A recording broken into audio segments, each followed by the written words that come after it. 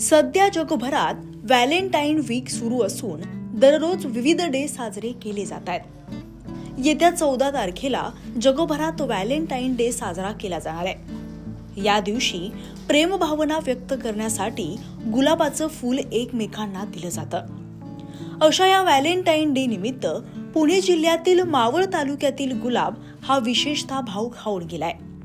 यंदाच्या वर्षी व्हॅलेंटाईन डेला मावळमधून जवळपास 25 ते 30 लाख गुलाबांची निर्यात झाली आहे। यंदाच्या वर्षी व्हॅलेंटाईन डेला मावळमधून जवळपास 20 लाखांपेक्षा जास्त गुलाबांची निर्यात झाली आहे। मात्र यावर्षी विदेशी बाजारपेठेत मागणी घटल्याने शेतकऱ्यांसह उत्पादक कंपन्यांना देखील काहीसा फटका बसलाय। दरवर्षी व्हॅलेंटाईन डे साठी आमची सर्व शेतकऱ्यांची जी तयारी असते की आपण वर्षभर जे काम करतो त्यामध्ये व्हॅलेंटाईन डे हा एक दिवस असा असतो की त्यांनी आपल्या पूर्ण वर्षाचा ताळेबंद अवलंबून असतो। प्रत्येक शेतकरी हा त्याच्यावरती वर्षभर काम करत असतो की त्या काळामध्ये माझं प्रोडक्शन कसं जास्त येईल आणि 2 पैसे मला कसे जास्त भेटतील ह्याच्यावरतीच विचार करत असतो। तर आम्ही गेले 15 वर्षापासून ह्या क्षेत्रामध्ये काम करतोय। आता दिवसेंदिवस शेतीमध्ये चांगली वाढ व्हायला लागलेली आहे। जेव्हा छोट्या प्रमाणात होतं किंवा कमी शेतकरी होते तेव्हा खूप अडचणी येत होत्या। आता शेतकरी मोठ्या प्रमाणात उतरायला लागल्यामुळं थोड्याशा अडचणी कमी भासायला लागल्यात। मार्केट मोठ्या प्रमाणात उपलब्ध व्हायला लागलं। आपण ह्या वर्षी साधारण 6-7 देशामध्ये काम करतोय। दरवर्षीप्रमाणे आपण ह्या वर्षी थोड्याशा ऑर्डर जास्त घेतल्या, पण ह्या वर्षी आमचं प्लॅनिंग निसर्गामुळे थोडंसं कोलमडलं। त्यामध्ये पाऊस जास्त पडल्यामुळं सर्वांनी असा अंदाज बांधला होता की यावर्षी थंडीसुद्धा जास्त पडेल, पण यावर्षी थंडीचं प्रमाण कमी राहिल्यामुळं जे फूल 50 ते 52-55 दिवसामध्ये बरोबर व्हॅलेंटाईनच्या काळामध्ये येईल अशी अपेक्षा होती, ते फूल 42 ते 45 दिवसामध्ये निघालं।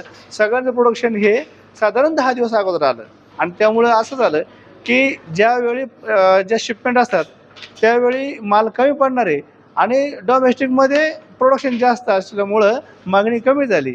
पण चला ठीक आहे, तरी यावर्षी भारतामध्ये सुद्धा चांगला रेट मिळालेला आहे। डोमेस्टिक मार्केटला सुद्धा यावेळी चांगला रेट मिळालेला आहे, पण एक्सपोर्टमध्ये ह्यावर्षी जसं आम्हाला वाटलं होतं तसं आम्हाला आमच्या प्लॅनिंगमुळेच काम करता नाही आलेलं आहे।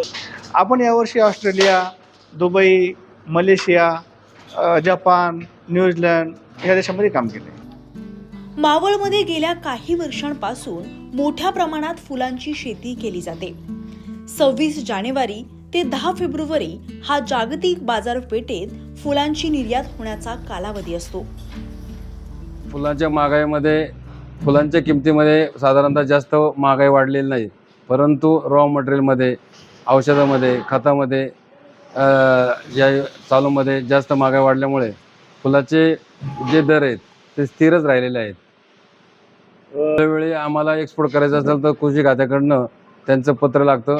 प्रत्येक वेळेला महाराष्ट्र शासनाकडनं अत्यंत मुकुंद ठाकरे यांचे संबंध जवळीक झाल्यामुळे चांगल्या प्रकारे ते आम्हाला सहकार्य हमेशा करत असतात। साता समुद्रा पार जाणाऱ्या या गुलाबामुळे कामगारांचे हात देखील या दिवसात चांगलेच व्यस्त राहिले। लाल फूल हाताळताना आनंद वाटतो, कारण लाल फूल हे प्रेमाचं प्रतीक मानलं जातं आणि व्हॅलेंटाईन मध्ये हे एकमेकांना म्हणजे माणूस समोरचा नाही बोलला तरी हे फूल दिल्यानंतर माणसाच्या मनातल्या भावना कळतात, त्यामुळं छान वाटतं। आणि एक्सपोर्टची व्हॅलेंटाईन मध्ये एक्सपोर्ट माल केला जातो, त्याचे जून जुलैपासूनच तयारी चालू असती।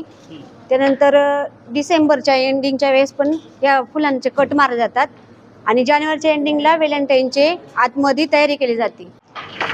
तो अभी वैलेंटाइन डे शुरू हो गया है, तो हम लोगों ने जनवरी के लास्ट महीने से ही चालू कर दिया है, क्योंकि बहुत लोड रहता है फूलों का। तो हम लोग अभी इसमें एक्सपोर्ट का फूल निकालते हैं और जो ख़राब फूल रहते हैं उसे निकालते हैं। जो लोकल का माल रहता है वो लोकल में जाता है और जो एक्सपोर्ट का माल रहता है वो एक्सपोर्ट में जाता है। और अच्छा लगता है हमें काम करके, और बहुत खुशी भी होती है कि हमारे द्वारा जो फूल रहता है, सॉर्ट किया रहता है, वो बाहर भी दूसरों में जाता है, तो हमें बहुत खुशी मिलती है। हाँ, फूल जो है, गुलाब फूल जो है प्रेम का एक प्रतीक होता है, प्रेम को दर्शाता है गुलाब का फूल। मावळातील गुलाब शेतीमुळे शेतकरीही मालामाल झाले असून 10 गुंठ्यात सुरू केलेली शेती 50 एकरावर आलेली आहे। त्यात एकत्रित साई रोज कंपनी स्थापन करून वार्षिक गुलाब शेतीतून कोटी रुपयांची उलाढाल करून परकीय चलन भारतात आणण्याचा पराक्रम या शेतकऱ्यांनी केलेला आहे. Prashant Shrimandilkar, Maharashtra times online, Maval, Pune.